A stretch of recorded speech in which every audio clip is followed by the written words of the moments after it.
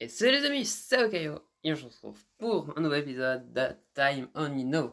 Donc dans le dernier épisode, nous étions arrêtés au moment où nous faisions entrer la fille aux couettes pour son interrogatoire, après avoir interrogé la fille aux cheveux noirs, sur exactement les mêmes questions que que la Pom-Pom Girl. Et donc on a appris qu'elle n'avait pas de double de clé, mais qu'elle en aurait voulu un, qu'elle avait un alibi parce qu'elle était en visioconférence avec un professeur, et qu'elle n'avait pas la même odeur que l'assassin. Sauf qu'on a aussi appris autre chose vers la fin de l'épisode, parce qu'on lui avait demandé d'envoyer la vidéo de son cours, parce qu'on était méfiant à propos de quelque chose. Et on a confirmé qu'il y avait quelque chose de... C'est sûr parce qu'il me semble qu'elle avait regardé quelque chose d'aller étonné avant de partir, parce qu'elle avait prétendu être partie pour aller charger une commande, et qu'après elle était revenue. Mais en fait, elle avait l'air trop surprise pour que ce soit juste une commande qui arrive. Mais bon, du coup, on a quand même la vidéo dans notre téléphone normalement. Vu que de toute façon, la docteur Keiko nous avait donné un joli conseil nous disant d'avoir des preuves matérielles plutôt que des preuves vocales. Mais bon, on va voir si ce conseil va s'appliquer dans cet interrogatoire. Hein. Donc c'est parti. La fille aux couettes, entrez. Salut, salut, c'est encore moi. Bonjour. Léon, ton visage est tout crispé. Tu n'as pas peur de moi, si? Non, bien sûr que non. Ah, je vois. La pomme qu'un gars l'arriviste et la lugubre fille aux cheveux noirs sont toutes les deux innocentes, hein? Tu penses que le coupable est Chirol Sautom, c'est ça? Et si la pomme gars la fille aux cheveux noirs sont innocentes, alors cela signifie que... Alors cela signifie que ce qui reste... Celle qui reste, la poupée aux couettes, est certainement celle qui l'a fait, ça. Oui, c'est vrai. Bien, pour être tout à fait honnête, je veux en être certain si l'une des Charles s'avère être le coupable. Mais en même temps, je veux que personne ne soit coupable. La pomme gare et la fille aux cheveux sont toutes les deux innocentes. C'est mon raisonnement incorrect, cela signifie. Cela fait de toi à la fois Charles Autom et la coupable. Mais je veux que mon raisonnement soit faux. En fait, ça peut-être plus juste de dire que je prie pour qu'il soit faux. Ça te ressemble bien.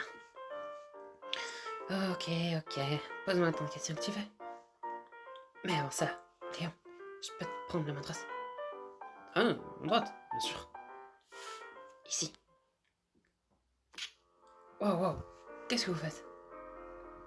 Hein? Qu'est-ce que j'ai l'air de faire? J'ai presse la main de Léon contre ma poitrine, vous voyez? Léon, lâchez-la. Enlevez tout de suite votre main de la poitrine de cette fille, de la fille aux couettes.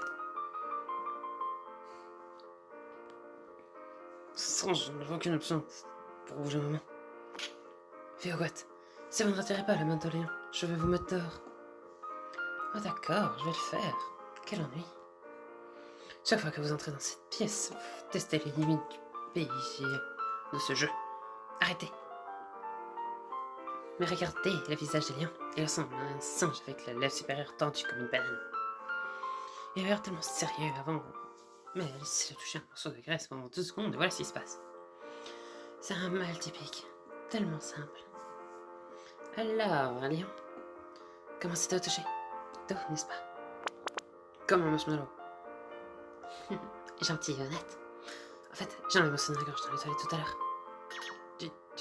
J'ai son son de la gorge. Même si Charles était coupable, ce serait plutôt satisfaisant d'avoir une fille avec de beaux seins doux comme ça qui essaie de te tuer, non? Ouais. C'est quoi ce raisonnement de dingue? Léon, ne l'encouragez pas. On dirait que laisser cette fille prendre les devants ne nous mènera nulle part d'intéressant. Commencez vos questions. Mes questions? Les questions pour vous aider à déterminer si la fille aux couettes est le meurtrier. S'il vous plaît, reprenez vos esprits. Oh oui. Alors, de toute façon, mon cerveau a été absorbé par la sensation de sa routine, donc j'ai complètement oublié mon intention de départ. On dirait que tu es enfin revenu, toi. Lance tes questions. Je répondrai à tout. S'il te plaît, dis-moi quel est ton alibi pendant la tentative de meurtre. C'est-à-dire entre 17h et 18h aujourd'hui. J'étais en train de jouer à ce moment-là. Hein, tu joues aux jeux vidéo? C'est assez surprenant. En fait, à quoi tu jouais? Un FPS s'appelle Underwatch. Un FPS, sérieusement? Un FPS, sérieusement? Quoi? Vous savez ce qu'est un FPS? Ouais, la plupart de mes souvenirs sont revenus maintenant. Je joue aussi à Underwatch. Attendez, vous êtes aussi une gameuse, Takako? Je n'irai pas jusqu'à dire que je suis une gameuse. Mais oui, je joue aussi à Underwatch. Le sniper est ce que je préfère. J'aime me cacher quelque part et tirer au loin. C'est le fusil d'assaut que je préfère. Il suffit de charger là-dedans et de les faire exploser. C'est ce qu'il y a de meilleur. Vous deux, vos personnages correspondent parfaitement aux tactiques de l'autre. Bref, revenons au sujet. J'étais à la maison en train de jouer entre 16h30 et 18h. Vous avez quelque chose pour appuyer cette affirmation? Bien sûr que oui. Regardez mon téléphone. J'ai une vidéo de mon écran pendant que j'ai joué à Underwatch. Elle dure environ 1h30, de 16h30 à 18h. J'ai utilisé le chat vocal pendant que je jouais, donc vous pouvez aussi entendre. Je regardais les vidéos de plus près. Waouh! Dès le début du jeu, tu as foncé seul sur une cible isolée que tu as annihilée. Sans aucune couverture. Vous vous êtes précipité sur l'équipe ennemie et vous l'avez complètement détruite tout en fredonnant. Qu'est-ce que... Son équipe va remporter la partie en temps record. D'obtenir une meilleure score de l'eau. Stral, tu te fais vraiment être une pro gameuse, sérieusement. C'était pas la façon dont un amateur joue. Tu fais partie du GIGN ou quoi? Mais on dirait pas du tout que vous participez au chat vocal, Chirol. Vous dites juste des choses comme il est temps de tuer le gars au sud-ouest, ou il est temps de lancer une grenade, ou j'ai de contribuer au dialogue en ligne. Aucun esprit de corporation du tout. Une vraie hardcore gameuse. Eh, regardez ce passage. Elle a complètement ignoré la demande d'aide de son coéquipier à foncer dans l'arme ennemie. Aucun sens du travail d'équipe. Parce que tous mes coéquipiers sont nuls. Si je perds mon temps à sauver des fourmis, je vais me faire gagner. Je pense que c'est peut-être parce que tu es trop doué, plutôt pas parce qu'ils sont mauvais. Quoi qu'il en soit, je suis presque sûr que cela signifie que mon alibi est prouvé. Comme tu peux le voir, la vidéo stérile de 4h30 à 6h. Le log sur l'écran déjà indique également la date du jour. Et tu peux entendre ma voix? C'est peut-être difficile à croire, mais même moi, je ne suis pas assez doué pour essayer de tuer Léon tout en jouant à Underwatch. Oui, c'est bien vu. Je suppose que ça veut dire que l'alibi de la fille quoi te confirmer. Je suppose que oui, mais bon, sans Chirol, je n'aurais jamais deviné que tu étais une gameuse, encore moins que tu botterais autant que sur Overwatch. Eh bien, c'est toi qui m'as appris à jouer Léon. Attends, quoi, vraiment? J'ai commencé à m'y intéresser en te regardant jouer. Oui, ma sœur est devenue obsédée.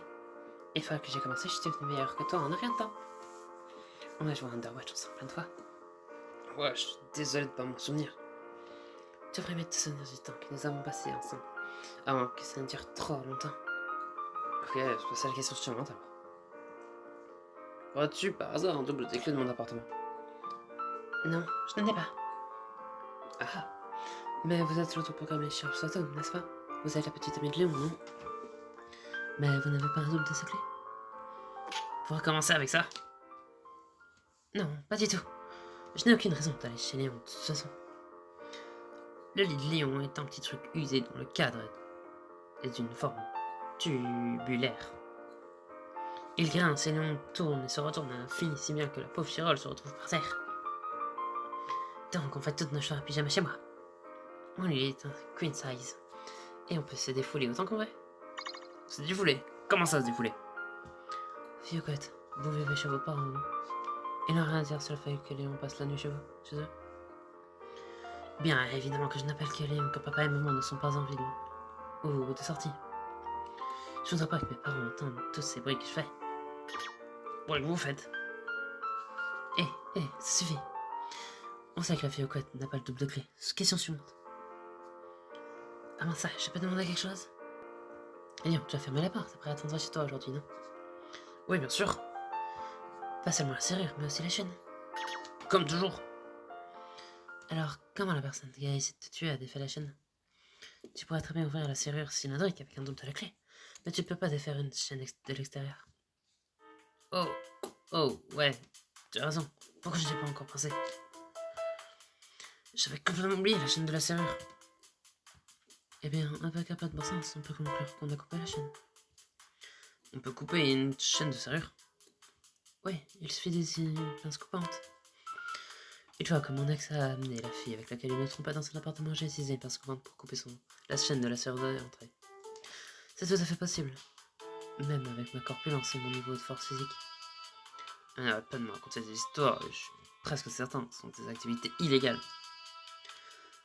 Docteur Keiko, quelle est la taille d'une des pinces selon vous? Quel est son poids? Est-ce quelque chose que vous pourriez simplement porter à la main? Oh oui, absolument. Ça ressemble à de très grands ciseaux. Celle que j'avais faisait probablement 20 cm de long, mais pesait environ 500 grammes. Vraiment, c'est plus léger que ce que je pensais. Ouais, assez léger pour qu'une femme puisse les porter. Attendez, Fuyokate, pourquoi vous me posez des questions là-dessus? Sans raison vraiment. J'ai disons curieuse, je suppose. Ok, je vais passer à la question suivante alors.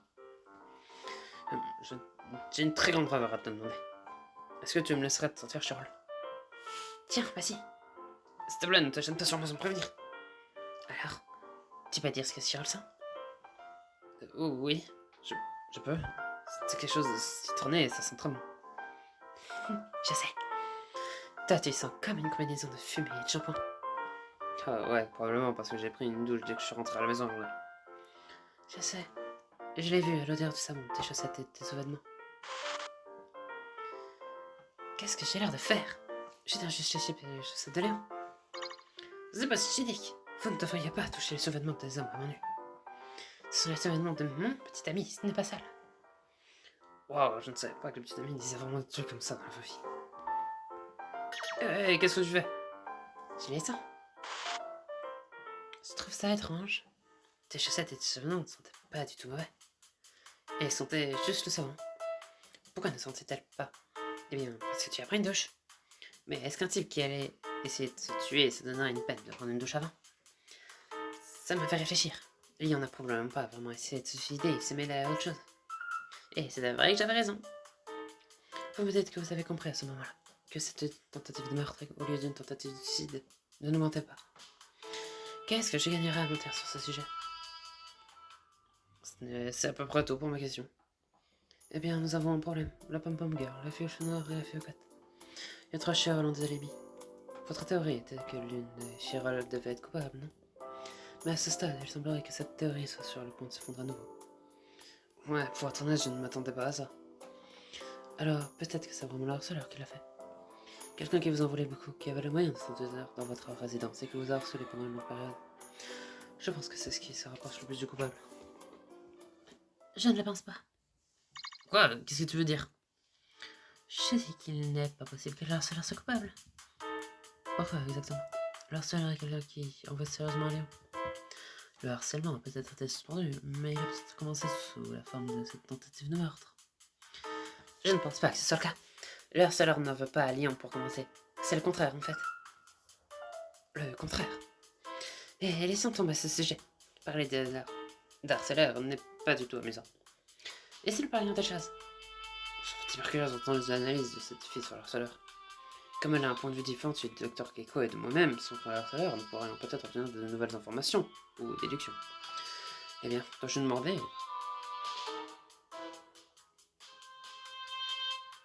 Je voudrais savoir ce que tu penses du harceleur. Tu viens de dire que le harceleur ne m'en voulait pas. Que veut dire par là? Oui, le harceleur est fou de toi en fait. Genre, littéralement fou. Comme il t'aime, il n'a aucune chance que tu essaies de le tuer. Comment pouvez-vous le savoir? Avez-vous oublié tout ce que Léon a subi? Je sais que vous aussi vous avez subi beaucoup de harcèlement. En conséquence, Léon a failli perdre son emploi. Ou dans cette série d'accidents de harcèlement, trouvez-vous de l'amour? En y repensant, vous nous avez dit vous-même que la police a cru que la véritable identité du harceleur était quelqu'un qui avait un fort sentiment pour Léon. La police avait tort. Mon raisonnement est juste. Alors parlez-nous de votre soi-disant raisonnement. Donnez-nous la preuve que le harceleur n'a pas de rancune envers Léon, mais qu'au contraire il l'aime. D'accord. Tout d'abord, laissez-moi remettre l'activité du harceleur dans un simple ordre chronologique. Le harcèlement a commencé il y a 6 mois. C'était juste après que Léon soit devenu un professeur particulier. D'abord, le harceleur s'est introduit dans l'appartement de Léon. Et au cours de quelques cambriolages, ils ont volé son table, servait, sa cafetière et d'autres choses dans le genre. Changer la serrure n'a pas aidé. Il n'a cessé de s'en prendre à Lyon qu'au bout d'un mois environ. Puis il a ciblé directement de ses étudiants. Je vais déjà raconter ce qui s'est passé. Le harcèlement a continué par une intermittence pendant un certain temps. Mais il y a un mois, alors qu'il semblait que Lyon pourrait perdre son emploi, il a soudainement cessé. Vous me suivez jusque-là? Oui, tout cela nous l'avons déjà entendu. Alors vous vous souvenez que ces étudiants recevaient des lettres demandant d'annuler leur contrat avec lui? Oui, je m'en souviens. Il a entraîné les élèves dans cette affaire en envoyant ces lettres de menaces parce qu'il voulait ruiner la carrière de Léon en tant que professeur particulier, c'est ça? Il a failli être envoyé à cause de ça. Quoi? Si le harceleur voulait vraiment ruiner la position de Léon dans la société, ne pensez-vous pas qu'il aurait des moyens plus intelligents de le faire? Si je détestais Léon, j'ai publierai un tas de messages incendiés sur les réseaux sociaux sous son nom. Ou bien je passais à des tas d'appels aux endroits où il travaille, avec la police et à l'agence de tutorat, en disant que c'était un pédophile qui fricotait avec ses élèves. Eh bien, maintenant que je sais qu'il ne faut pas faire de cette fille mon amie. Alors, où est-ce que je vais en venir? Si le harceleur voulait faire tomber Léon, il l'a fait d'une façon trop détournée. Et le harceleur t'a mis dans une situation d'être sur le point de te faire virer, puis c'est soudainement relais. Pourquoi, à ton avis? N'était-ce pas étrange? Il veut te faire tomber, mais une fois que tu es sur le point qu'il est sur le point, que c'est sur le point de se produire, il s'arrête. Ça ne te semble pas un peu foireux? Bien vu, si le harceleur voulait me ruiner, il aurait des moyens plus faciles et plus directs de le faire. Et je ne peux pas imaginer pourquoi il serait soudainement relâché alors que j'étais sur le point d'être viré. Mais ce n'est pas ainsi que fonctionne le harceleur. Ils ne pensent pas comme les hommes normaux. Il n'est donc pas totalement inconcevable qu'ils agissent de manière incompréhensible. Ce que cet harceleur a fait n'est pas incompréhensible. Je peux la comprendre complètement. Vous, Léon, à la police, travaillez sur la base d'une hypothèse erronée. Eh bien, ça dure depuis trop longtemps. Alors laissons tomber. Je remonte un peu plus de son atelier sur le harceleur, mais j'ai peur de cette fille. Elle a l'esprit plus que vif. Elle a un œil extraordinairement aiguisé qui voit à travers chaque incohérence et contradiction. Et ce regard aiguisé est susceptible de désavantager pour le moment. Son œil dissimule un fait extrêmement important au Dr Keiko et au Chirol. Je peux pas encore laisser le Dr Keiko et les Chirol découvrir ce secret important. Mais si je continue à lui parler trop longtemps, notre démon en couette pourrait bien percer mon secret.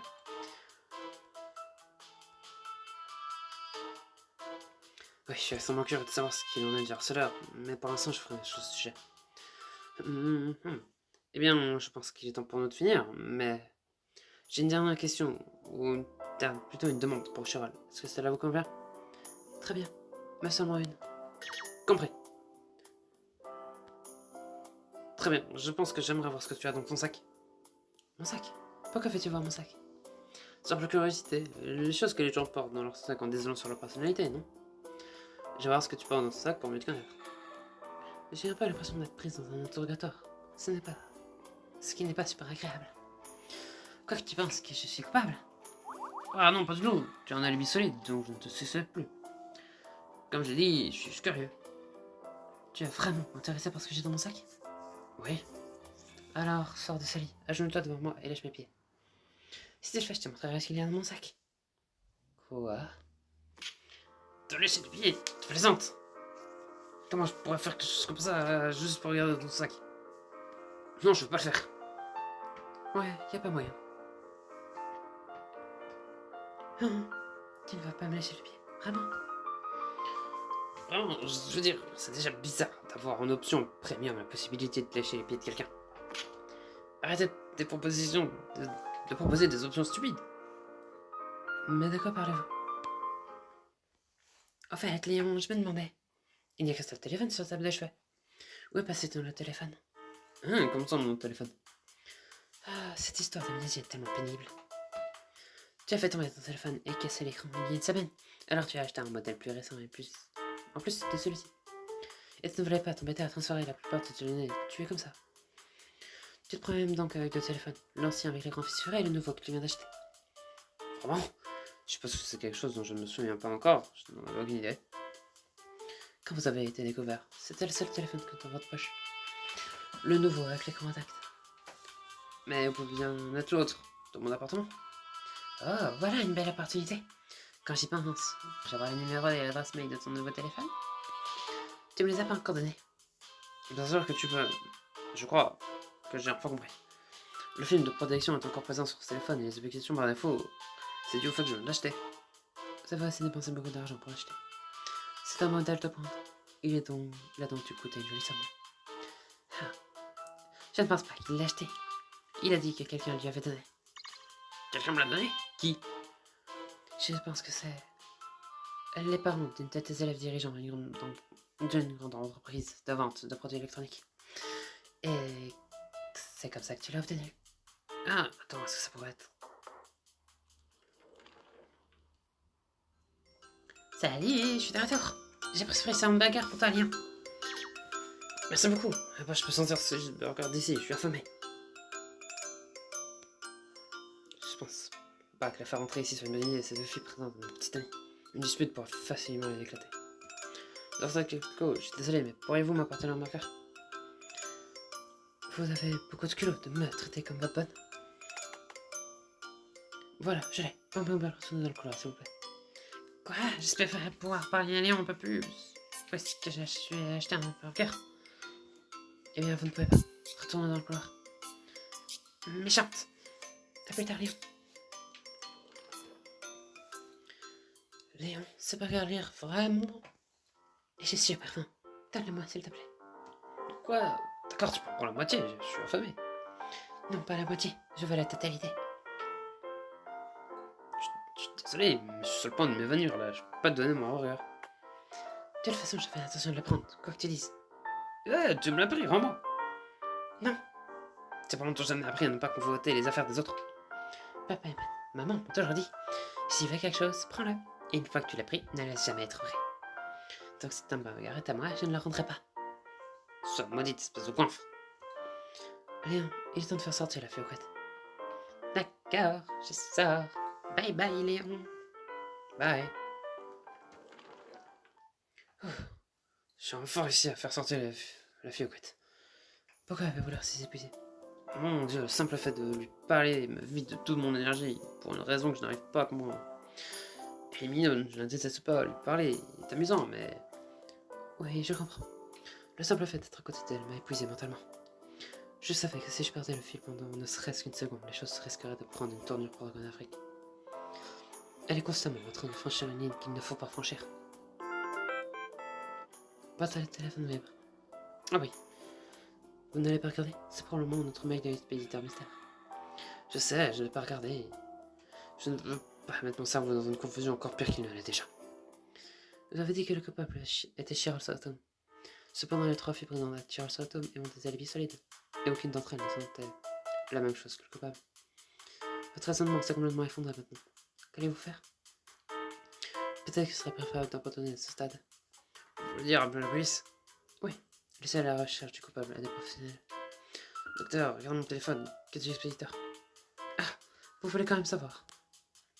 Peut-être que l'expéditeur militaire va me donner une sorte d'indice concernant ma théorie selon laquelle Cheryl Southam est coupable. Vous êtes tellement absolument déterminé à croire que c'est votre petite amie Cheryl Southam qui a fait ça. C'est peut-être comme si vous vouliez que ce soit vrai. Je ne fais pas du tout qu'il faut comprendre. Bon, peu importe, je vais aller lire le mail. Malheureusement, le mail ne contient aucune allusion à votre théorie. En fait, je pourrais dire que c'est le mail le plus déroutant jusqu'à maintenant. Qu'est-ce qu'il dit? Il y a deux lignes qui disent: je te protégerai. Je te prouverai que c'est moi qui t'aime le plus.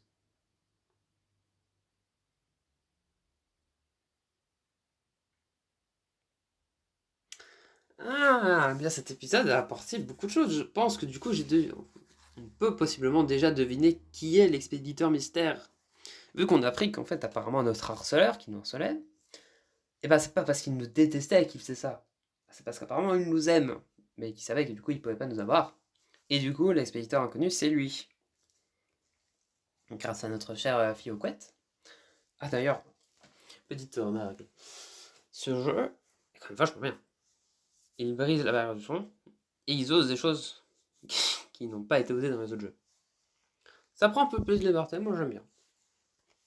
Mais bon, du coup, on a appris plus de choses sur notre harceleur, on a appris que la fille aux couettes était aussi innocente, donc je pense que les trois Chirol sont des fakes, et qu'elles sont là. Quoique. Ah, quoique non. C'est peut-être évidemment. Ouais, non. Je pense qu'il y avait une sombre histoire à propos des 3 filles. Parce que du coup, la fille aux couvettes nous dit qu'on avait 2 téléphones et que le nouveau téléphone nous avait été donné par la fille aux cheveux noirs. Et du coup, la fille aux cheveux noirs, bah du coup, on sait que c'est ses parents qui nous l'avaient donné. Mais du coup, ça veut dire qu'elles se connaissent possiblement. Ça veut peut-être dire, qu'on n'avait pas qu'une relation en même temps, mais qu'on en avait 3. Mais bon, c'est une supposition. Et on en apprendra probablement plus dans le prochain épisode. Du coup, j'espère que celui-ci vous aura plu. Si jamais c'est le cas, n'hésitez pas à vous abonner, à lâcher un like. C'était Okayo. Allez, salut!